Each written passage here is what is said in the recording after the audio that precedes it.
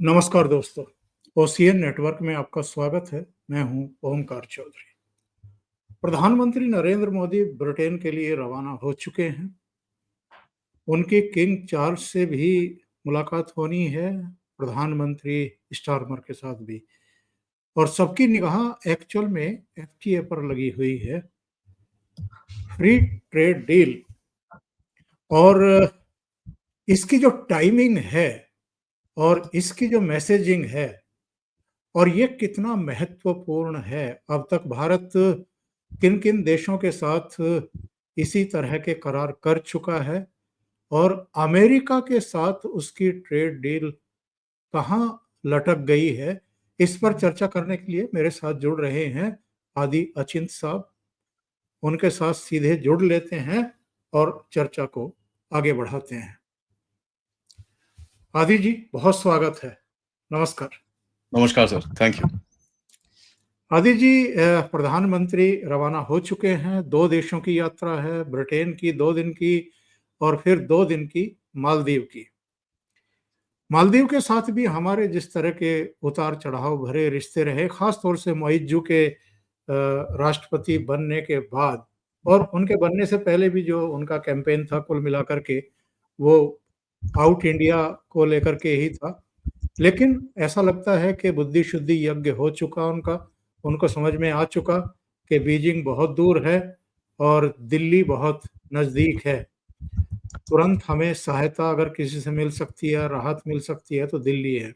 लेकिन पहले हम बात करेंगे ब्रिटेन यात्रा की। तो प्रधानमंत्री की ब्रिटेन यात्रा का सिग्निफिकेंस क्या है? थोड़ा-सा इसके बारे में बताइए। देखिए सर, ब्रिटेन एक बड़ी इंटरेस्टिंग सी जगह है। अगर आप देखें, यूके थोड़े टाइम पहले फ्री ट्रेड उसने जो यूरोपियन यूनियन के साथ जोड़ा हुआ था, उससे बाहर निकला। तो उसको ब्रेक्सिट का नाम दिया गया। ब्रेक्सिट के बाद इन्होंने जो अपनी जनता को काफ़ी प्रॉमिस किया था, वो ये किया था कि ब्रेक्सिट में बाहर आके आपको अपॉर्च्युनिटी मिलेगी, सब कुछ मिलेगा। लेकिन एक चीज़ करना वो भूल गए। ब्रेक्सिट के पेपर तो साइन कर लिए। जो यूरोपियन रूल्स उनके ऊपर लगे हुए हैं ह्यूमन राइट्स के और जस्टिस के, पता नहीं किस-किस बकवास लेफ्टिस्ट चीज़ों के, वो अभी तक उन्होंने नहीं निकाले। उससे होता क्या है कि यूरोप के जितनी पॉलिसीज़ हैं, आप देखते हैं जिस तरह से इल्लीगल इमिग्रेंट्स घुसे हुए हैं, ये सब जो बकवास हम देखते हैं, सड़क पे इस्लामिज़्म फैला हुआ है, ये सब चीज़ें ब्रिटेन में भी चिपकी हुई हैं।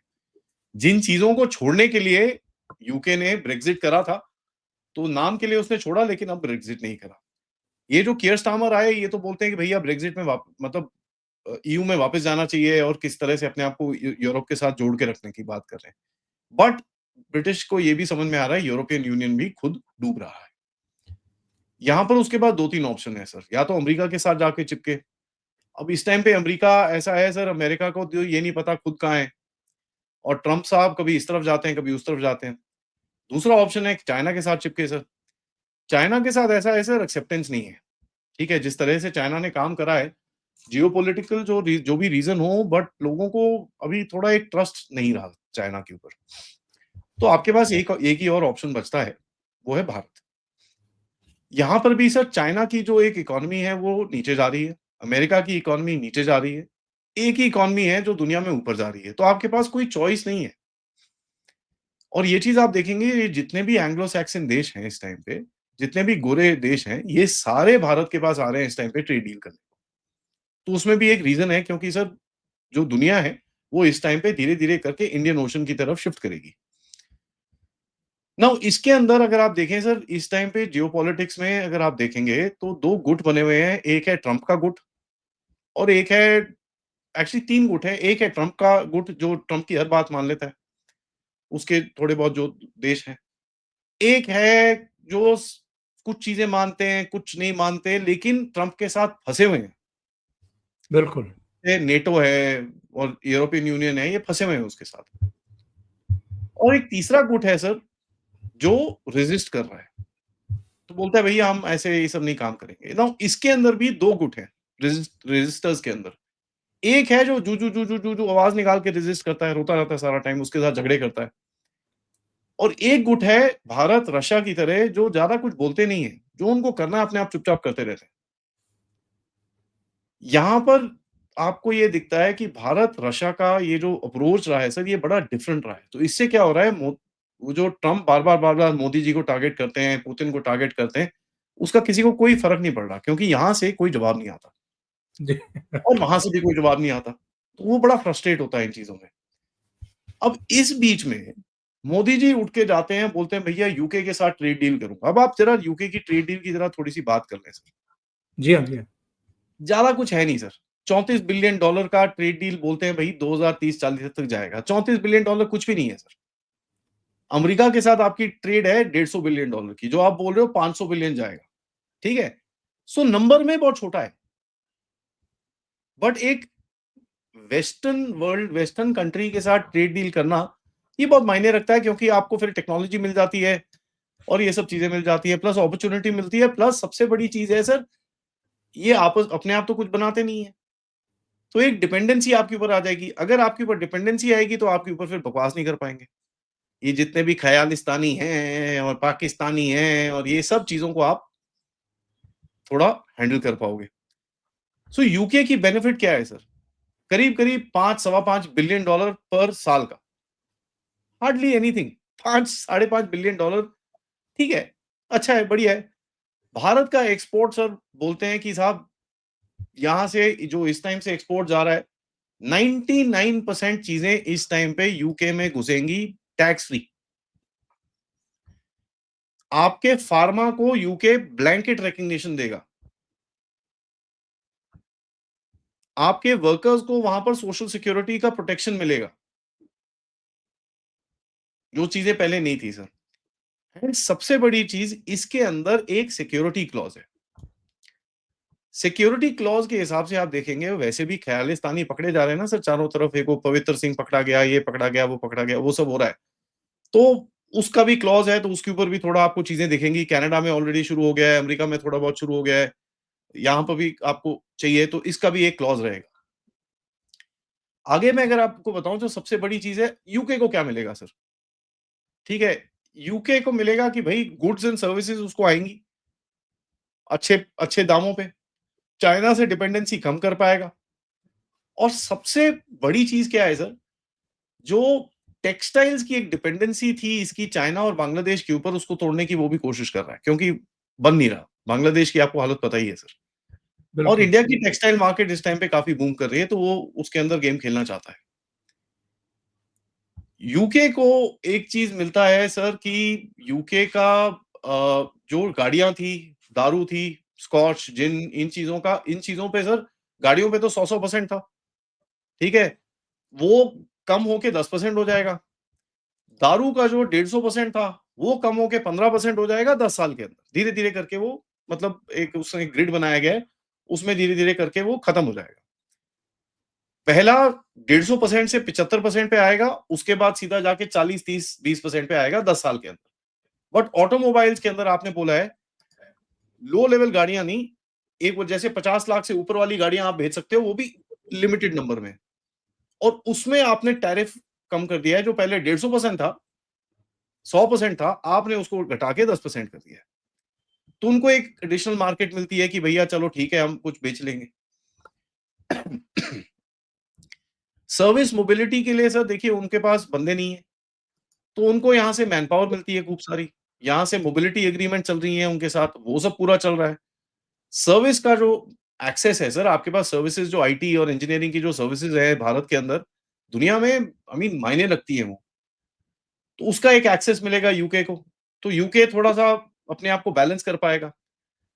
अब यूके फर्म्स ने भारत की government procurement tenders, non sensitive tenders जो दे रखे हैं सर, $38 बिलियन का है टोटल। जी, जी, ठीक जी। है? तो ये काफ़ी बड़ा है। बट सबसे ज़्यादा इंटरेस्टिंग जो मेरे को लगी है कि भई कॉपीराइट प्रोटेक्शन दोनों देशों ने अपने लिए रखा है। यहाँ पर फँसे कहाँ थे सर? यहाँ फँसे थे ये इनका ना यूके में कार्बन टैक्स होता है सर। जी कार्बन टैक्स दे दो। हमें वो कोई कार्बन टैक्स कुछ नहीं आने वाला। देयर इज़ नो टैक्स टूक्स, ये सब ज़रा आप साइड में कर दो। कोई उसमें कोई बात नहीं है। और वो इतने टाइम तक नहीं मानते थे, अब वो मान चुके हैं सर। यहाँ पर ये ट्रेड डील अनाउंस होने के बाद हमारे पीयूष गोयल साहब ने एक स्टेटमेंट दिया जो मैं मतलब मैं सिर पकड़ रहा था अपने, ये क्या करते रहते हैं। कहते हैं अगर हमको दिखा कि यूके ने कहीं किसी और के साथ कोई हमसे बेहतर डील करी है, तो हम दोबारा नेगोशिएट करेंगे। और जिसका जवाब यूके ने कुछ नहीं दिया सर, चुपचाप बैठे हुए वहाँ से कोई जवाब नहीं आया। तो सर ये बेसिकली चीज़ें हैं, आप थोड़ा उनको अभी आप आपको पता है सर ये आपकी जेब में बैठे हैं, अभी उनको छेड़ोगे आप, ठीक है? जैसे वो बिल्कुल, आपको छेड़ते थे, तो आप भी छेड़ोगे, थोड़ा-सा उनको तंग करोगे, ये सब चीज़ें करोगे। जैसे आसियान के लोगों को बोल दिया उठा के आपने कि यार ऐसा है, तुम चाइना की बी टीम हो, हमारे साथ ज़रा बकवास मत करो। वो आसियान में 6 कंट्रीज़ सिर पकड़े, भई ये क्या बोल गया ये? नो, नो, नो ऐसा कुछ नहीं है, ऐसा कुछ नहीं है और यहाँ से कोई अपॉलॉजी कुछ नहीं गई। यहाँ से धमकी गई है ऊपर से उ कि भैया या तो जो हम बोल रहे हैं वो करो, नहीं तो ठीक है यार अपनी फ्री ट्रेड डील रखो, हम नहीं मानते इस चीज़ को। तो अब आप ऐसे एटीट्यूड से अगर आप किसी के साथ डील करोगे तो सर कहीं न कहीं उनको भी बैठना पड़ेगा और आप पब्लिकली नहीं कर रहे हैं। आप चुपचाप बोलते हो, पब्लिकली एकदम बड़े अच्छी-अच्छी बातें चलती हैं, अरे नहीं, हमारे तो हिस्टोरिकल रिश्ते-नाते हैं, ये वो आप वो मोदी जी आप जानते ही हैं कितना अच्छे से बटर लगाते हैं जब लगाते हैं तो। तो सर वो एक मैसेज देने जा रहे हैं यूके के अंदर कि अमेरिका को भी एक मैसेज मिलेगा कि यार देखो, आपको काम करना है, हम काम करने के लिए तैयार हैं। हम वेस्ट के साथ भी काम कर रहे हैं। लेकिन ये जो आपकी बदतमीज़ी चलती है ऊपर-नीचे ये हम नहीं सहेंगे। यूरोप को एक मैसेज जाएगा कि साहब आपने हमको सैंक्शन करा, हुँ, ठीक है। देखते हैं, आइए फिर आप ट्रेड डील करने के लिए हमारे पास, देखते हैं फिर आपकी। तो वहाँ पर भी एक मैसेज जाएगा। तो ये ना सर एक मैसेजिंग टूर है। अ, मतलब अंदर जाएँगे और यहाँ पर कुछ चीज़ें होंगी जो अभी तक बाहर नहीं आई हैं, ठीक है। जो सरप्राइज़ होगा वो एक आधा बड़ा स्टेटमेंट आएगा। तो ओवरऑल सर बड़ी अच्छी चीज़ है ये यूके जा रहे हैं। उसके बाद आप सबको पता है मालदीव जा रहे हैं, तो अगर चाहिए तो उसके बारे में भी हम बात कर सकते हैं सर। जी, अभी मालदीव पे आते हैं आदित्य जी, मैं ये कह रहा हूँ कि आपने कहा कि ये अमेरिका के लिए एक मैसेज है। अमेरिका के साथ ट्रेड डील कहाँ अटक गई है? कौन से ऐसे बिंदु हैं जिनकी वजह से ट्रंप साहब को थोड़ा झटका लग रहा है, धीरे से ही सही, लेकिन जोर का झटका लग रहा है? देखिए सर, अमेरिका के साथ आपको ये सवाल पूछना चाहिए कहाँ पर एग्रीमेंट बन रहा है? एग्रीमेंट कहीं नहीं बन रहा।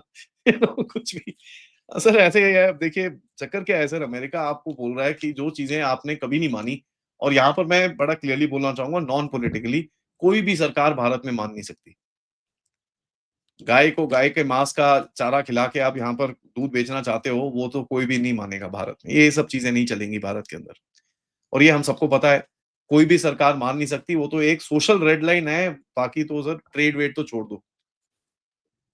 वो सब तो ठीक है सर, वो भी मान रहे हैं, लेकिन देखिए सिक्योरिटी में आपकी काफ़ी सारी चीज़ें जो आपने उनसे माँगी हैं और आपने जो उनको बोला है कि सिक्योरिटी में ये चीज़ें आपको करनी है, उस पे काम ऑलरेडी शुरू हो चुका है, बाय द वे।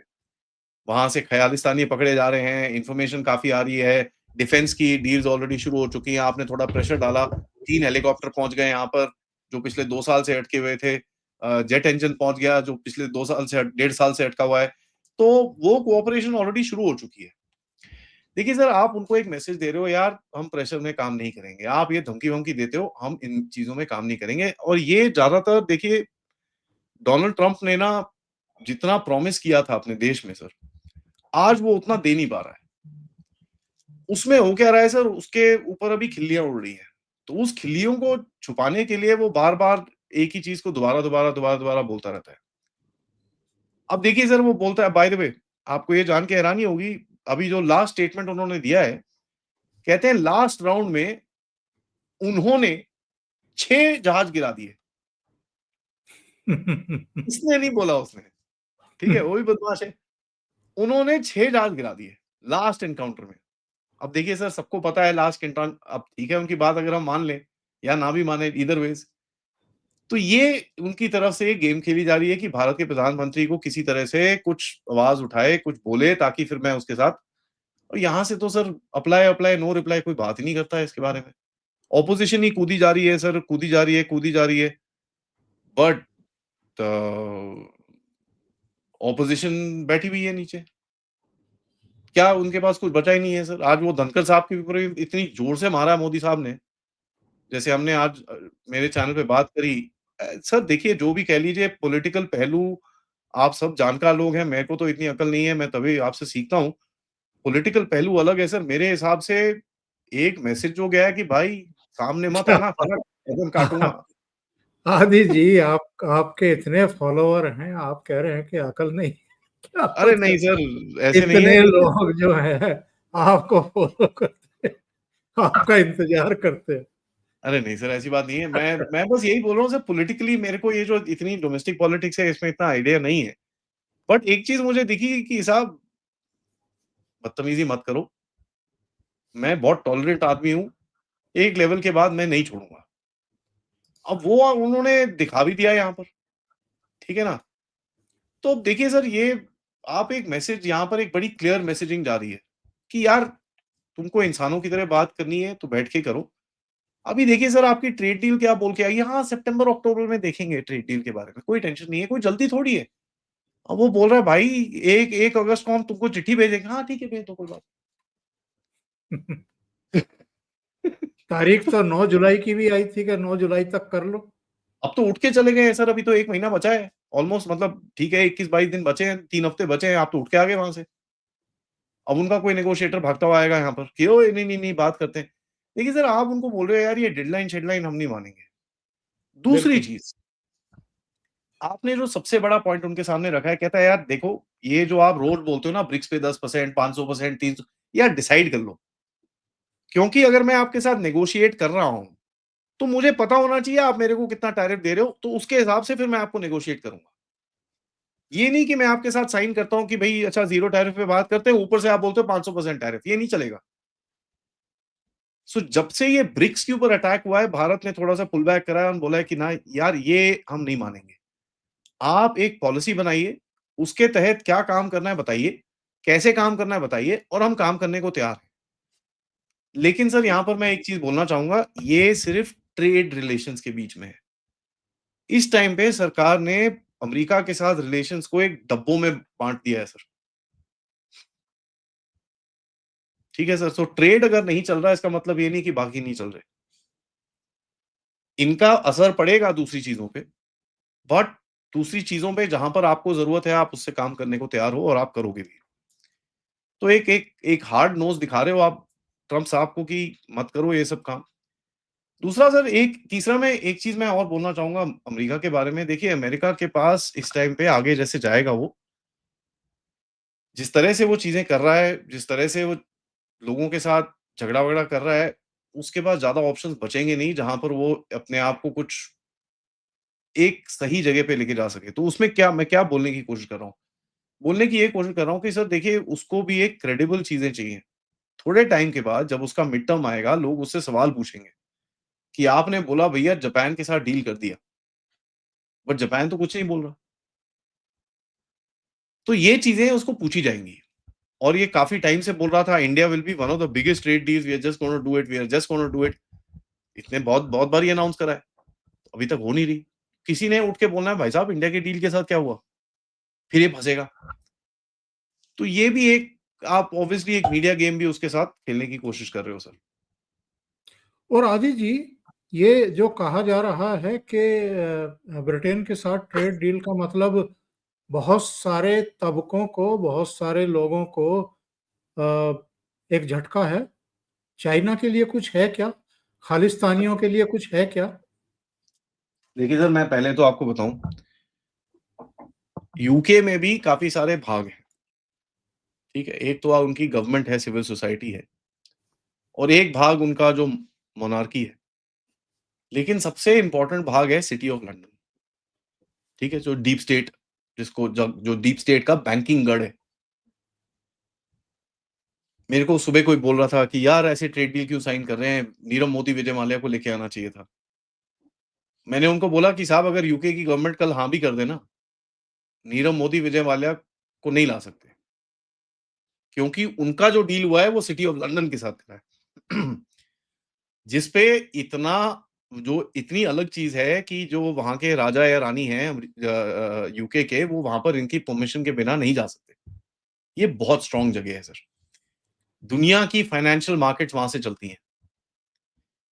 तो यूके का एक ट्रेड डील करने का आपका एक मोटिव ये रहेगा कि सिटी ऑफ लंदन के साथ जो आपको लार्जर डीलिंग करनी है आपकी अगली जगह के लिए दुनिया के अंदर, उसके अंदर आपको एक स्टेप मिलेगा। तो उसके लिए कहीं न कहीं आपको थोड़ा-सा झटका खाना पड़ेगा। लेकिन सर डायरेक्ट नेगोशिएशन करना बहुत क्रिटिकल है, क्योंकि आप पहुँच रहे हो अभी 5 ट्रिलियन पे।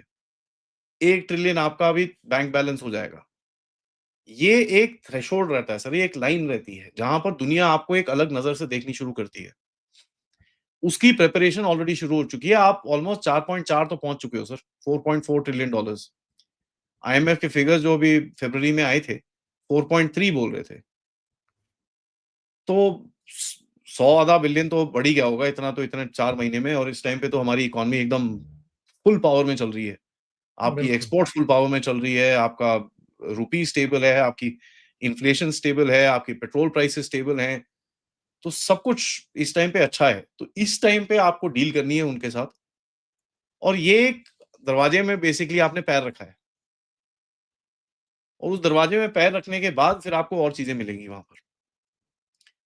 जो ये ख़यालिस्तानी है सर, ये ख़यालिस्तानी यूके के नहीं है सर, ये सारे अमेरिका के हैं।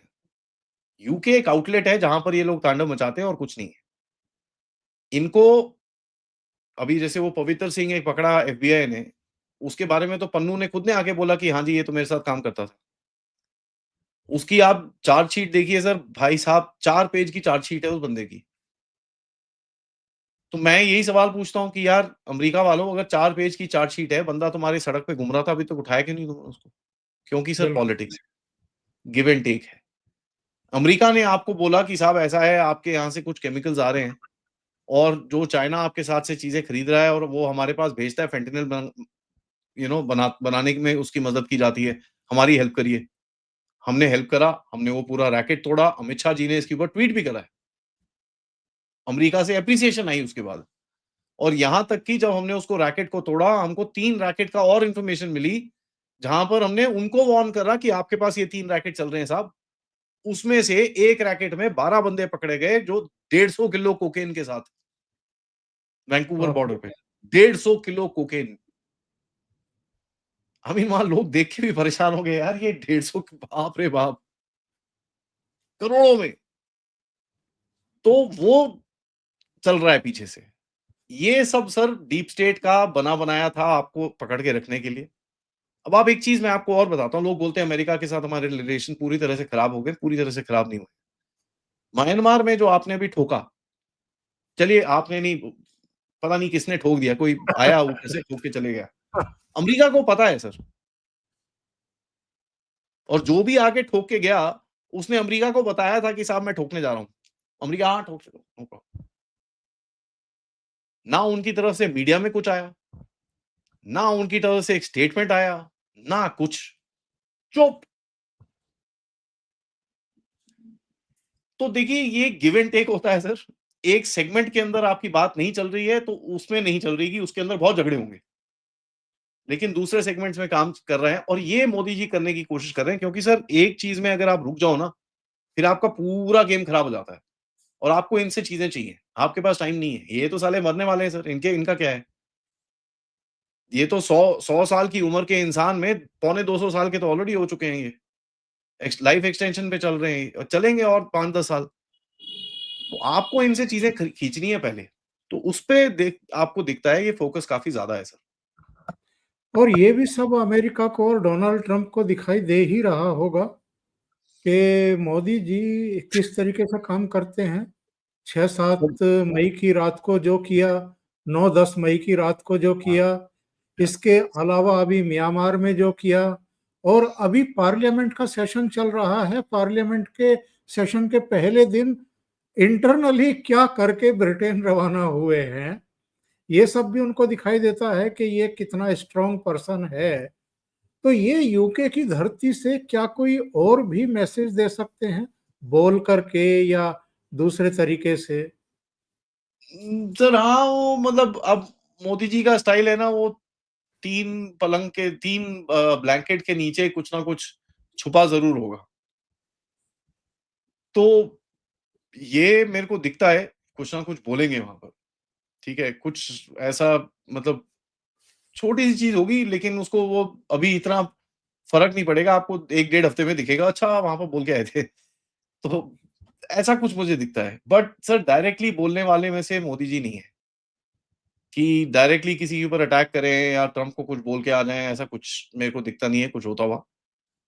बट एक चीज़ मुझे दिखती है सर, यूके में खड़े होके कुछ चीज़ों पे वो रिएक्शन ज़रूर कर सकते हैं जो वेस्ट में मतलब बोलते हैं ना आँखें खुलेंगी ये क्या किया?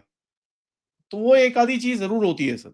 अब वो क्या हो सकती है, वो डायस्पोरा के साथ कुछ हो सकता है, कोई ऐसी चीज़ हो सकती है या फिर आपका कोई एक बड़ा बोलते हैं कि टाइमिंग वाली विक्ट्री कुछ ले आए आपके पास, कोई एक बंदा आ जाए वापस या इनमें से कोई, तो वो चीज़ कुछ हो सकती है जहाँ पर आप एक सिग्नल करोगे अमेरिका को कि यार देख, मेरे को काम करना आता है भाई, तुम ही नहीं हो बड़े चैंपियन, हमको भी काम करना आता है। हम काम करेंगे, सबके साथ करेंगे लेकिन तमीज़ से काम करेंगे। तो ऐसा कुछ हो सकता है सर। और आदि जी, मालदीव चलने से पहले मैं एक और सवाल पूछूंगा आपसे। जो ये आरआईसी की बात शुरू हुई, लावारोव ने कुछ कहा, उसके बाद फिर हमारे विदेश विभाग के प्रवक्ता ने उसको थोड़ा सा और आगे बढ़ाया, और हम सब जानते हैं कि कोविड से पहले 20-21 बैठकें तो हो ही चुकी थी, रूस, चाइना और भारत की। तो आरआईसी को इस समय आगे बढ़ाने का मन दिखाना या उसका जिक्र भर कर देना, ये अपने आप में एक ऐसी रणनीति थी, अमेरिका के लिए भी मैसेज था, दूसरे देशों के लिए भी। देखिए सर ऐसा है, ये आरआईसी रशिया को भी पता है कुछ इतना होना नहीं है, चाइना को भी पता है, हमको भी पता है, लेकिन हम ये पोज़ीशनिंग करेंगे सर। आज देखिए आपने वीज़ा खोल दिए। वो देख के तो वेस्ट में बड़ा ओए होए होए! बहुत सर वहाँ तांडव होगा क्योंकि इन लोगों के लिए ना ये छोटी-छोटी चीज़ें आपके लिए क्या है सर वीज़ा खोल दिए। अंदर की बात बताऊँ सर, वीज़ा तो खोल दिए, फ्लाइट नहीं खोली। तो आएगा कैसे वो यहाँ पर? नेपाल जाके आएगा, श्रीलंका जाके आएगा। ठीक है, कितने आएँगे चाइनीज़ टूरिस्ट यहाँ पर? तो आपने नाम के लिए वीज़ा खोल दिया। हाँ जी, वीज़ा खुल गया। आएगा कैसे भाऊ? फ्लाइट ही नहीं है। ठीक है, आप फ्लाइट भी खोलो 10 दिन में 1 फ्लाइट आ रही है। कितने लोग आएँगे? बट नाम का पोज़ीशनिंग करना इस टाइम पे इम्पोर्टेंट है। तो ये पोज़ीशनिंग आप स्ट्रैटेजिक पोज़ीशनिंग कर रहे हो क्योंकि अमेरिका ने बोला कि भैया मैं ब्रिक्स को पूरी तरह से डिस्ट्रॉय कर दूँगा। मैं ये कर दूँगा, मैं वो कर दूँगा। ऐसा नहीं होता और ये सब चीज़ें नहीं सुनेंगे सर। तो ना हम सुनेंगे ना अ, ना कोई और ग्लोबल साउथ में सुनेगा। सो इस टाइम पे सर क्या है कि ग्लोबल साउथ की जो पोज़ीशनिंग है ना सर, सो ग्लोबल साउथ की जो पोज़ीशनिंग लेके आप जो भी करोगे वो उस एंगल में करोगे। हम तो फिर भी चुप रहते हैं, ब्राजील के राष्ट्रपति ने तो सुना दी। सर वो ठीक है, प्रोपेगेंडा विक्ट्री हो जाती है, लेकिन फिर ब्राज़ील को काफ़ी झेलना पड़ता है। उसके ऊपर टैरिफ लगते हैं, ब्राज़ील की इकोनॉमी ठीक नहीं है, तो वहाँ पर फिर अंदर नैरेटिव ये सब पंगे सर नहीं लेने चाहिए जब तक आपके पास पूरा दम ना हो कि आप सीधा बीच की उँगली दिखाओ, बोलो भाग जाओ यहाँ से। गेम वो है सर। तो उसके लिए सर एक चाइना के ज़ैंग ज़ेमिन ने एक चीज़ बोली थी, hide your strength, wide your time. आराम से, हमारा टाइम आएगा और उस टाइम पे हम इनको सीधा करेंगे। बट जितनी-जितनी आपको जगह दिखती है, वहाँ पर एक अगर हथौड़ा कहीं जाके मार सकते हो किसी को तो मारो। तो वो मुझे पॉलिसी दिखती है सर। और आदि जी, मालदीव जा रहे हैं प्रधानमंत्री, मालदीव्स के दिमाग ठिकाने पर कैसे आए? देखिए सर ऐसा है, मालदीव्स का सर मैंने ये बोला था कि ये वापस आएगा। मैं अभी भी आपके चैनल पे ये बोलता हूँ सर, बांग्लादेश भी खड़ा होगा आपके साथ थोड़े टाइम में। ये होता है सर। देखिए ये छोटी कंट्रीज़ होती हैं, इनको दिखता है कि एक दूसरा बड़ा देश है जो मेरे को सपोर्ट करेगा, मैं इसको ज़रा साइड करता हूँ, मैं कुछ करता हूँ पॉलिटिकली अपने आप को रिलेवेंट करने के लिए। लेकिन रियलिटी क्या होती है सर, चाइना जैसी कंट्री के साथ जब आप किसी को हेज करते हो, चाइना का इंटरेस्ट मालदीव्स में क्या था? भारत को तंग करना, beyond that nothing. I mean उसको क्या करना था और? पोर्ट चाहिए जी, पोर्ट चाहिए। मालदीव्स सर 300 स्क्वायर किलोमीटर का है, क्या पोर्ट बनाओगे वहाँ पर? आई मीन ग्वादर है तुम्हारे पास, वो तो चल नहीं रहा, हम्बनटोटा है, वो चल नहीं रहा, एक और पोर्ट बना के बैठ जाओगे यहाँ पर। वो तो ये बकवास था वो। तो चाइना ने कोशिश काफ़ी करी कि भारत को थोड़ा-सा तंग किया जाए इसके अंदर। अब हुआ क्या सर, नॉर्मली हम इतना सीरियसली नहीं लेते, बट मालदीव्स के प्रेसिडेंट ने कुछ चीजें बोल दी जहां पर बहुत सीरियसली लिया गया उसको, तो उसके ऊपर सैंक्शन लगाए गए। और तू यहाँ से सामान नहीं लेगा, उसको बोला कि जब तेरे को सामान लेना है तू जरा कोलकाता ड्राईपोर्ट से जाके सामान ले ले। तो वो तो चावल लेके आने वाला था पाकिस्तान से, दवाइयां लेके आने वाला था सिंगापुर से, और कुछ लेके आने वाला था टर्की से, पता नहीं क्या क्या बकवास करी थी उसने, जैसे इस टाइम पे यूनुस बकवास करता है बांग्लादेश में। देखिए सर, मालदीव्स को ये समझ में आया है कि जो ज्योग्राफी है उसको वो बदल नहीं सकता। दूसरा, आपको जान के हैरानी होगी, जितना मिलिट्री सेटअप हमारे पास मालदीव्स में पहले था ना सर, मोहितो से आने से पहले, आज उससे ज्यादा है। ठीक है, उनकी शिप्स के साथ आप रेगुलर एक्सरसाइजेस कर रहे हो, उनकी शिप्स की रिपेयर यहाँ पर हो रही है, आपके पास उनको आपने कोई $400 मिलियन का क्रेडिट स्वैप दिया हुआ है, तो सर आपको तो आज के बाद वो आंख नहीं दिखा पाएगा। अभी तो सुनते हैं नोएडा में उनके कोई कमांडो समांडो भी जो है ट्रेंड करके भेजे गए हैं जो वीआईपी सुरक्षा में लगते हैं। जी, तो सर आपके बिना वो नहीं सर्वाइव कर सकता, और ये मैसेज बड़ा क्लियरली आपने भी दिया, एंड आपको ये जान के हैरानी होगी श्रीलंका ने उसको दिया कि यार ना कर, हमने कोशिश करी है, इंडिया के बिना नहीं रह सकते तुम यहाँ पर, सीधे हो जाओ, अच्छे से बात करो। और भारत यार फालतू में कुछ आजकल नहीं करता, तो आप आराम से बात करो, they listen to you. And यही चीज मैं बोल रहा हूँ सर, आपको बांग्लादेश में भी देखेगी थोड़े टाइम में।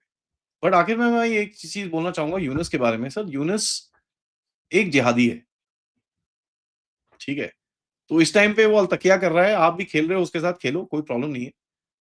थोड़ा ध्यान से इसको देखना पड़ेगा, क्योंकि यहाँ पर इन लोगों के अंदर एक आईएसआईएस के अंदर काफी इनका प्रभाव है, इनके लोगों के ऊपर काफी प्रभाव है, और इस पे थोड़ा हमको ध्यान रखना पड़ेगा सर। आदि जी, बहुत बहुत धन्यवाद आपका जुड़ने के लिए, इतना समय निकालने के लिए और बहुत महत्वपूर्ण चर्चा करने के लिए। Thank you so much. Thank you sir, नमस्कार।